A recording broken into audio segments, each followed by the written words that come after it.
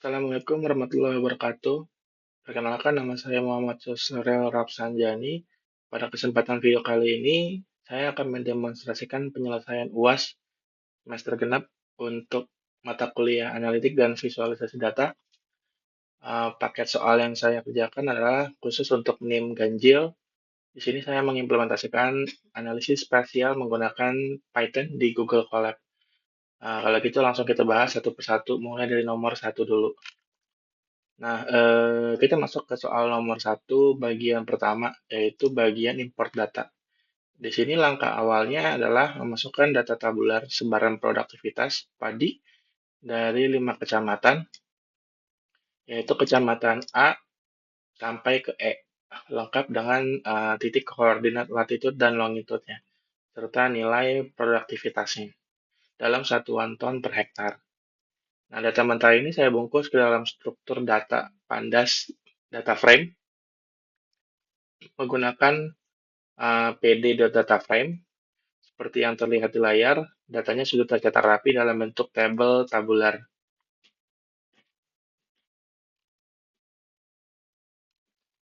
Kemudian selanjutnya untuk nomor 1 bagian 2, kita melakukan konversi data ke bentuk spasial atau geodata frame.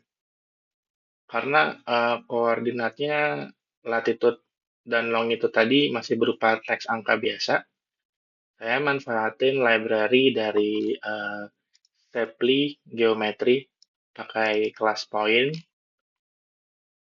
buat nyatuin kolom latitude longitude menjadi sebuah objek spasial dengan tipe titik. Kemudian data ini dikonversikan menggunakan GeoPandas dengan menetapkan sistem koordinat standar WGS 84 atau PSG 4326. Sekarang di tabel kita sudah muncul kolom geometri yang menandakan data spasial itu sudah aktif.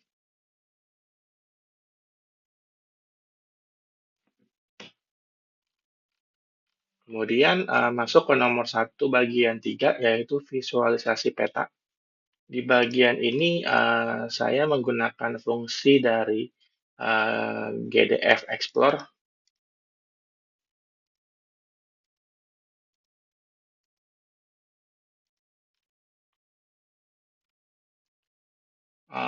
untuk memetakan sebaran produktivitas padi di atas peta yang lebih interaktif. Itu saya inisialisasi dalam variabel GDF soal .explore. Di sini saya menetapkan aturan visualisasi yaitu ukuran radius lingkaran itu dibuat berbanding lurus dengan nilai produktivitas padi. Yang skema warnanya saya menggunakan gradasi RDYLGN dari merah untuk nilai terendah hingga warna hijau untuk nilai tertinggi. Peta ini interaktif, jadi kita bisa ngelakuin zoom atau klik satu-satu seperti ini buat lihat detailnya. Kemudian untuk soal nomor 1 bagian keempat ini adalah interpretasi hasil. Berdasarkan visualisasi spasial tadi, kita bisa mengambil kesimpulan kritis.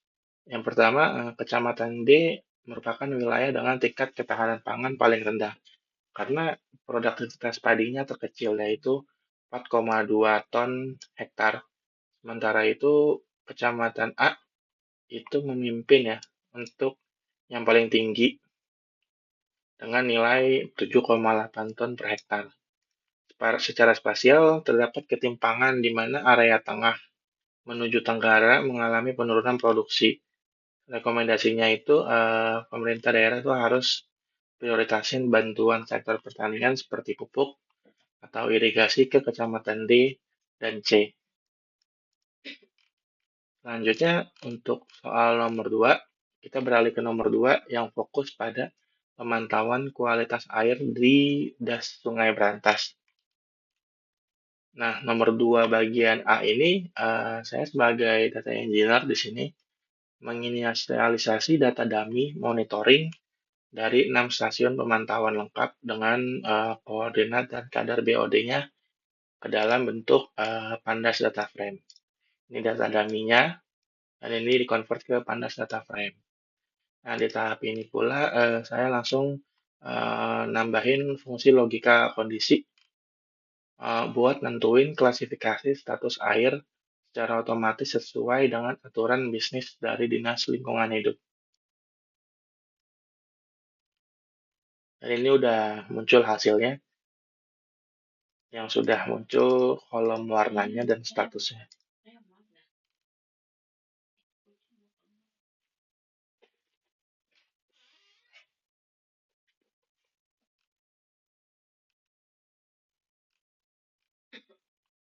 Kemudian untuk soal nomor B, dilakuin transformasi data ke dalam bentuk spasial atau geodata frame.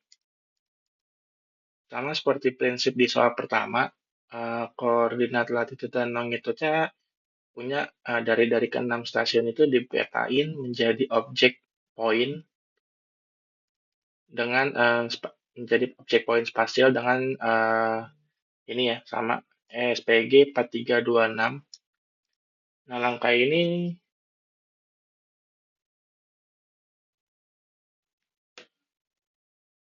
ini krusial agar data stasiun monitoring kualitas air ini nggak hanya dibaca sebagai tabel angka, tapi juga sebagai titik koordinat geografis yang nyata di permukaan bumi berdasarkan data geometri dan koordinat.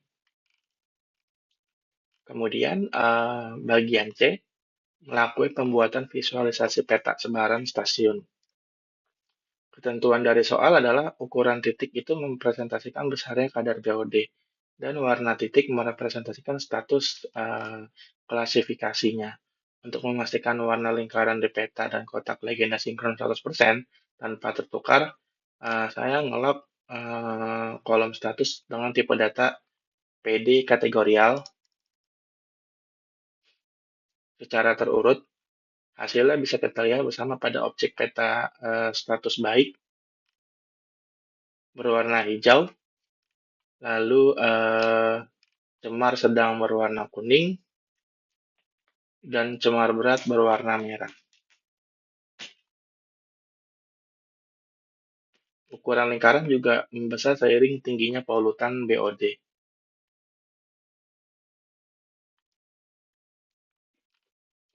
Kemudian terakhir nomor 2 bagian yang D, hasil analisisnya adalah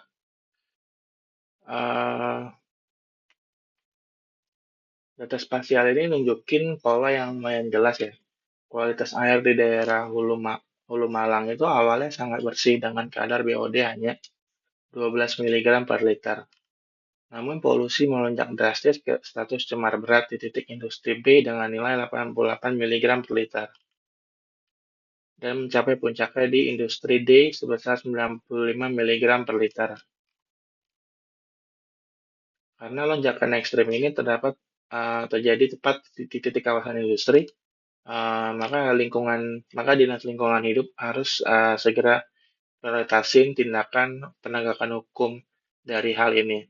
Dan sidak IPAL ketat di wilayah sekitar stasiun industri B dan industri D demi nyelamatin kelestarian ekosistem sungai hingga ke arah hilir Surabaya. Sekian demonstrasi program Python menggunakan Google Colab ini untuk penyelesaian UAS analitik dan visualisasi data saya. Kurang lebihnya mohon maaf. Terima kasih atas perhatiannya dan semoga sukses. Assalamualaikum warahmatullahi wabarakatuh.